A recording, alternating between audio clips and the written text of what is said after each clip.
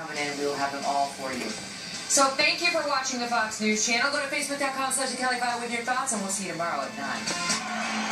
Tonight, with just 12 days to go, WikiLeaks exposes the corrupt inner workings of the Clinton cash machine and pay-to-play. Plus, hey, it's record-setting bad treatment what I'm getting. The GOP nominee fights back against unprecedented liberal media bias. It's the greatest pile on in American history. N.Gingrich is here to react to it all.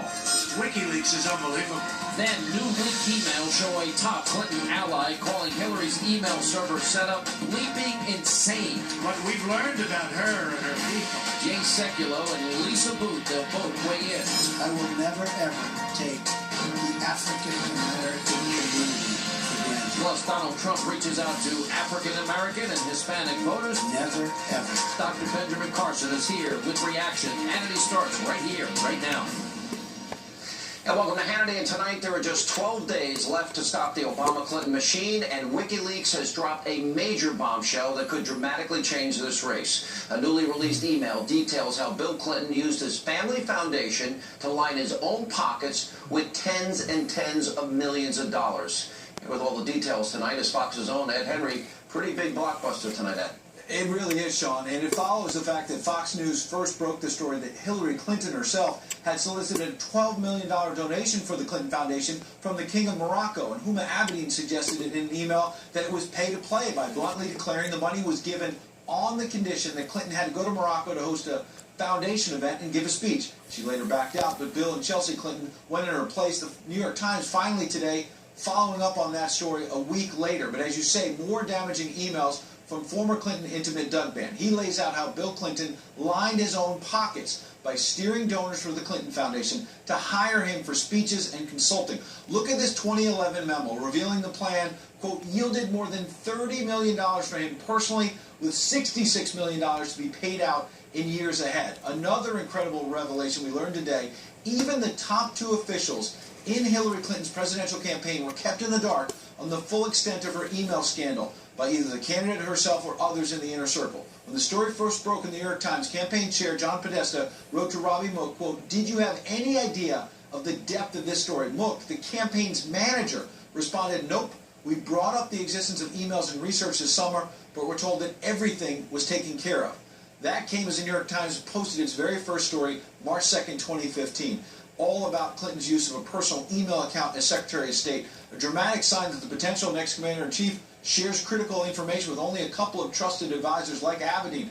All of this secretiveness, it was too much for liberal activist Neera Tanden. She wrote to John Podesta about the email scandal in the summer of 2015, quote, it's like the whole thing is bleeping insane. And that honest admission comes at the same time, remember, Clinton herself and her aides in the summer of 2015 kept telling us this is not a big deal, there's nothing to see here, move on. Even Neera Tanden, one of her top advisors, was saying it was insane, Sean. Yeah, and by the way, we got to remember your question. You said, did you have your server wiped clean? And she goes, Ed, you mean like with a cloth? Yeah. Well, we now know it was bleach bit and acid wash. Thousands of emails. But I want to go, this whole thing is bleeping insane. The one individual you quoted as saying, also, yeah.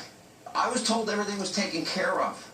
Being taken care of kind of fits into the bleach bit narrative that they wiped it out, that they eliminated it and got rid of the problem. Isn't that almost an admission, potentially, of guilt? Because, correct me if I'm wrong, weren't those emails all subpoenaed by that point? Well, they were subpoenaed right after that point, we should say. So Robbie Mook, the campaign manager, having this conversation as the New York Times broke the story March 2nd. Trey Gowdy issued the subpoena, I believe, 2 days later, March 4th, 2015. So, yes, it's happening all in the same time period, but maybe he was referring to the idea that he went to Hillary Clinton, what's going on with the emails, and she said, oh, everything's fine, or maybe Huma Abedin said that. We simply don't know. Did they suggest they deleted them? We don't know. Did they suggest that maybe, look, there's nothing to see here, it's not a big deal, Robbie, just don't worry about it, and then he moved on to other issues. It shows you, though, that Hillary Clinton wasn't just dodging the press. She was maybe dodging her own campaign manager. When someone does that, it suggests they have something to hide. You know, there's also some internal infighting here. Longtime Clinton aide, the head of the Clinton Foundation, this guy Doug Bann, he's responding to Chelsea Clinton's suggestion that they were making money off their proximity to Bill Clinton. He writes a pretty fierce email back. And we're talking about $116 million that he's lined up on the books for the Clintons. That's a lot of money. Sure, you're not going to believe these details. Chelsea Clinton, I think, was the good actor in all I this. agree. When I you look actually at the agree with facts, that. because she was blowing the whistle and saying, look, there's problems with this foundation. What's significant, number one, is they keep saying at the foundation, it's conservative critics beating up on the foundation. Chelsea Clinton was saying there are problems there. That's significant, number one. Number two, she brought in an independent law firm to do an audit that suggested donors expect a quid pro quo. That's what the law firm found. Again, not conservative critics. And finally, the details of this. Doug Bann, Chelsea Clinton went after him and said, look, I'm hearing speculation that Doug Bann is trading on my father's name, Bill Clinton's name, for Teneo, his consulting company. Doug Bann denies that, says he didn't make any money off of Bill Clinton on Teneo. We'll leave that aside for a second. The bottom line is Doug Bann fired back with the memo you mentioned about all the money, and he had another email we've gone through where Doug Bann said Bill Clinton is being paid by 3 different sponsors of the Clinton Foundation, so he's the one with conflicts of interest, and he said Bill Clinton has taken big personal gifts that are now in the Clinton home, either in Chappaqua or Washington, and the home, by the way, of Hillary Clinton, the potential next president. That's a big story. And he's mad he didn't get a cut of that. He complained back. All right, Ed Henry, thanks so much for being with us. All right, RNC Chairman Reince Priebus is reacting to these new revelations about how Bill Clinton is making all of this money by saying, quote, this memo is the smoking gun for how the Clintons use their foundation to create a massive for-profit, paid-speaking, consulting business, all to enrich themselves. Here with reaction, the author of the bestseller, Treason, former Speaker of the House, Fox News contributor N.Gingrich is with us. We're talking about $116 million. I want to put these revelations next to an AP story that said, remember, 55% of individuals that got to see Hillary when she was Secretary of State were either donors or people committing money to the foundation. Now, add that to the Haiti story.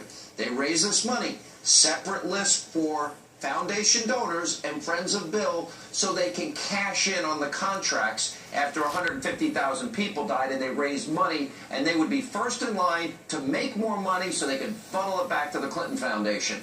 How does this not get picked up? How is this not Watergate in the minds of the rest of the media? Well, it's beginning to get picked up. You know, I think somebody pointed out that on Morning Joe, they spent 13 minutes attacking the Clintons this morning. Now that's unheard of. That's a breakdown in elite media discipline that is hard to imagine. And it'll be interesting to see by tomorrow, where's the Washington Post, where's the New York Times. This stuff's getting so big and smelling so bad that I think they're going to have a very hard time hiding from it. You know, if the Federal Bureau of Investigation was still a law enforcement agency, we would have a grand jury and panel to be taking testimony right now and not negotiating, but issuing subpoenas. Well, wait a minute. I beg to differ. Oh, no, they're a law enforcement organization, because if you did it, they would have impaneled that grand jury by now. If I did it, that grand jury would be impaneled right now. Therein lies a big problem we have with our Justice Department. Right, because that's not law enforcement. That's selective prosecution. Law enforcement says that all of us are under the law. All of us have to obey the law.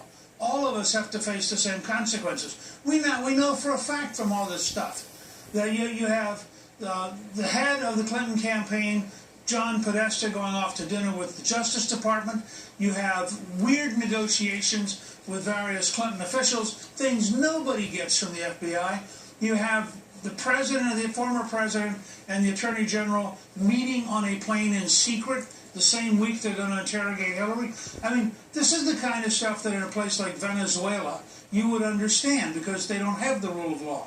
But what we are seeing right now, and WikiLeaks in this sense, is ripping the scar off of the largest amount of corruption in American history. This beats any prior corruption scandal I know of, including the 1868, the period where Grant was president, including the Harding administration, I mean, including some of the things that happened under Truman.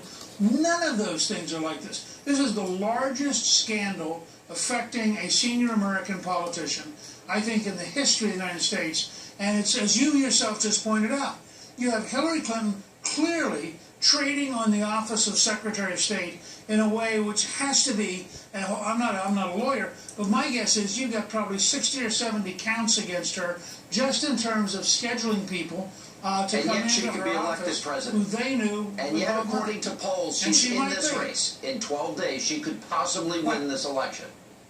What does that say? That's right. Well, it says that our country is a culture in crisis. Our country has got to decide, does the rule of law apply to everyone? Or are we now going to be a country where some people are above the law, and no matter how corrupt they are, you know, putting Bill Clinton back in the White House, given everything we're learning, I think would be almost a sign of sickness. And I personally, this is why I've always told you, I thought that she would lose and Donald Trump would win. In the end, I don't think the majority of American people are going to put somebody who is a liar and a crook in the White House. I have enough faith in the American people that when they get down to voting, and I've had several people say this to me this week, that when they got right down to it,